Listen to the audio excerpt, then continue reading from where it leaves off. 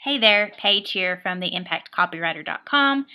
And today I wanted to record a quick video and kind of walk you through some things that you can use or some tips you can use on your sales pages, your landing pages, your homepage, for example. Just some simple tweaks that you can use to increase the persuasion and increase how it resonates with your audience and to just increase the overall impact it has on your reader or your visitor. So this is Book in a Box. I really love the concept behind this product or this package. Actually, it's more like a productized service. I really love the concept because it's really hard to write a book, and these people are going to do it for you. So I came across this website a few weeks ago, and I was just fascinated by what they're doing, and I found it really interesting, especially how they're packaging themselves and how they're packaging the service. So I'm not going to talk about packaging today because that's not the point of this video, but I have gone through the page and I've kind of outlined about 10 quick tips on how we could pump up the persuasion on this page, or just improve the copy with just simple tweaks. So yeah, let's get started. So number one, let's just start with the hero section. Hero is really important because it is what pulls someone into your page, and it needs to be the hook or the headline here needs to be really, really strong. And I'm going to argue here that this hook is kind of limp. It's pretty weak. It's clear. Okay, it's clear that we're going to be talking about books and that you help with books, with writing books. But other than that, there's nothing that really pulls me in. And usually in the hero section, especially if it's on a homepage, you're going to write your value proposition, or the headline is going to be related to your value proposition. And We Can Help is not a value proposition. It's not specific enough. So something we could consider here is to create a stronger hook, to create a stronger hero headline, is from idea to book in 7 months. And you'll see that later on in the page. That's kind of what their value proposition is. They can turn your idea into a book in 7 months.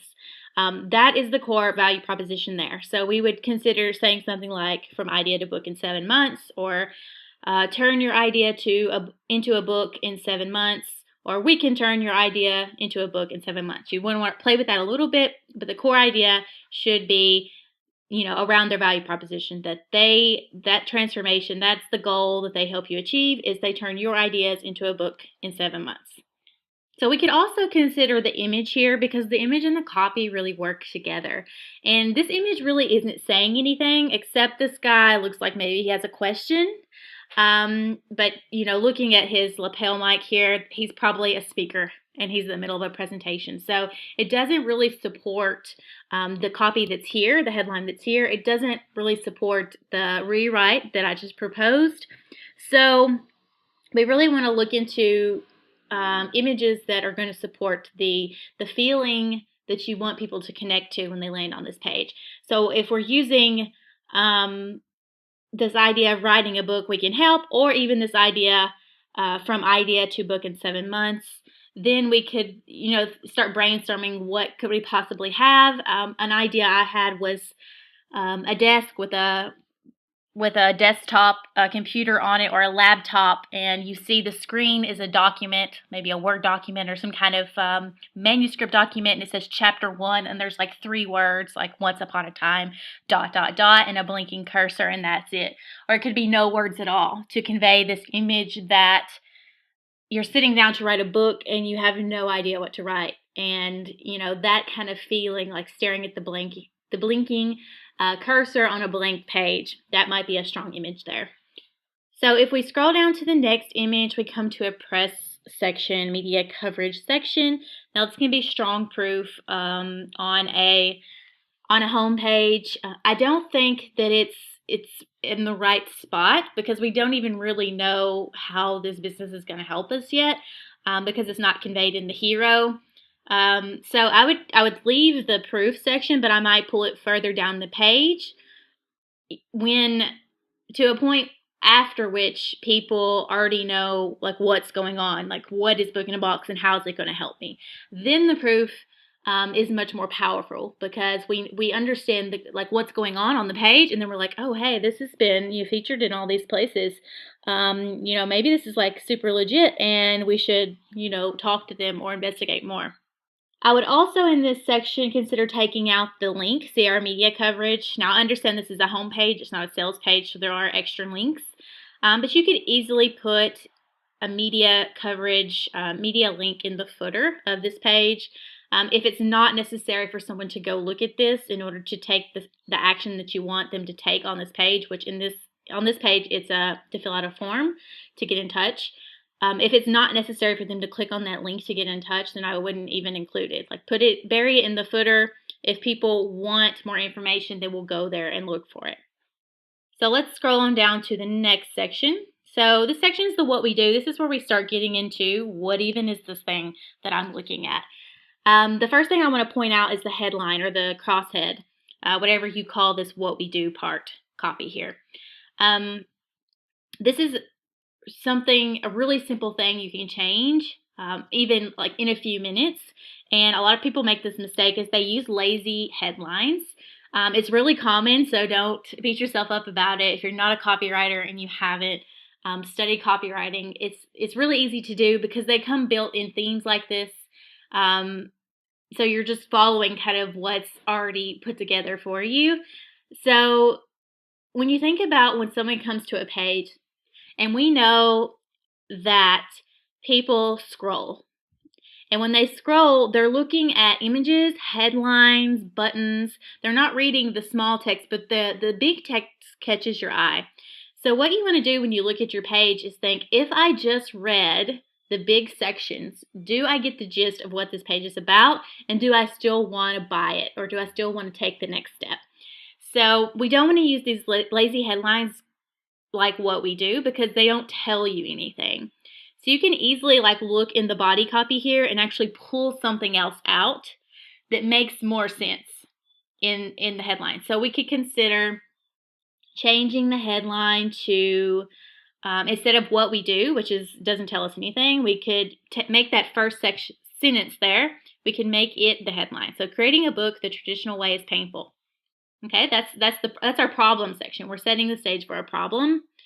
Or we could craft another headline that captures the essence of what this section is about. Again, if we're not using the from idea into a book in 7 months idea in the hero, then this could actually make sense here because it sums up what we do in a really powerful way. So moving on to the how it works section. Again, we have a little bit lazy headline here. Something we could easily do is, rewrite that so where it's clear if someone's skimming what that this is going to convey something important. So we could write something like, here's how we turn your ideas into a book. We could pull out some other copy that's in the small 3 paragraphs here that's really important. We could pull that into the headline. Just the point here is still the same, that we don't want to use lazy headlines. We want to make sure that if someone's only reading the headlines, they're getting the most important messages. Now I'm going to scroll down to my favorite section. Actually, I had saved a screenshot of this for future reference because I love the visuals in this section. I think it's really powerful because you're actually seeing the books that they have developed. What I don't like about this section is the headline, of course, because it's about them and not about me as an author. So books we've published, I understand the thinking behind the section that, hey, we've published with over 650 authors, so we're professionals. Look at all these books we've published. Don't they look great? Something more powerful here might be, how can we turn this into about the author and not about the company that's providing the service? So something like, this could be your book. So already trying to set that tomorrow. What does tomorrow look like? After 7 months and you have your book, you could be one of these published authors. Like, this could be your book right here. And then you could, change the copy just a little bit in the small text that we've worked with over 650 authors so far. Are you next? ? Moving on to the success story section. So again, I'm going to sound a little bit repetitive. We're again focusing on the headlines because those are what people read. If they're just skimming, that's what they read, and we want those to be strong. So instead of something descriptive like author success stories, we could try something like, "What can your book do for you?" Question mark. This is about, the purpose of this section is about what does a book do for you? It can help you scale your business. You can see here. It can help you build your tribe, become the authority, create a media frenzy. These are all about benefits of what having a book does. So something like, what can your book do for you? And that leads us into the benefits, specific benefits that we already see on this page. So our next section is a guarantee section, which I don't have much to say about that. It is important to have guarantees. I understand what they're doing here about promises. They're starting to overcome these objections that people have because, like you see here, it's hard to trust your kind of book developing process to someone else. So just want to quickly mention that guarantees are important, and they usually come before the packaging section and before the pricing, so that they're already feeling safe before they see that. So moving on to our package section. So I do like the way they've packaged this. It's very clear and very defined, which is what you want out of a productized service like this. I will say that I think we should change this just a little bit. I would pull the price, the $25,000, the $5K per month for 5 months. I'll pull the price to the bottom of this section. So if I scroll, I would pull that down here below the add-ons and extras. Simply because, as a general rule of thumb, you want to describe what your customer is going to get before you tell them what they're going to give. So you want them to see what's included in the package before you actually tell them the price. Now, we're not trying to be sneaky. We're not trying to be, trick them saying that it's too high or like get people who can afford this. That's not the point. The point is that they're going to see the price, but they're not going to see it until they understand what they're getting, because there's no basis, there's no foundation for evaluating a price if you don't know what's involved. So if you just see $25,000, depending on what your current money situation is, it may seem like a whole lot. But when you see that you're getting a manuscript, cover, interior layout, these publishing details and all this stuff that's involved in the package, $25,000 starts to seem really, really reasonable. So I would pull the price to the bottom of the package, like what you get part, and then I would just change the copy up here to be really clear and just like kind of a title, something like maybe everything you need to publish a professional book.